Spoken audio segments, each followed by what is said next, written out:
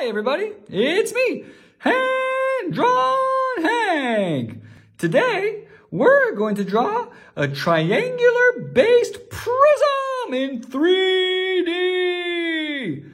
But before we begin, please remember, if you like what you see, to subscribe below. Here we go. First things first, we're going to draw a little angled line heading down like this. Good job. Next, let's draw a vertical line going down like this. Woo! Good job. Now we're going to go back over here and draw the same length of line up and down. Here we go. Whee! That looks great. Now just connect those dots. Woo! Nice job. You're doing excellent. Now, just draw a line going up this way.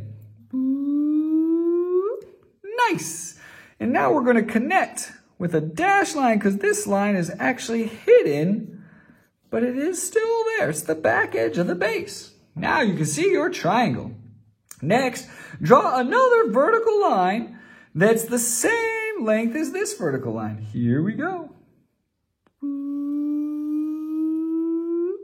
Looking good. Boop. Now, just draw this same line right here. Boop. All right. And now just connect the dots. Whee! And just like that, you have drawn a triangular-based prism in 3D. Good job. And this has been Hand Drawn Hank.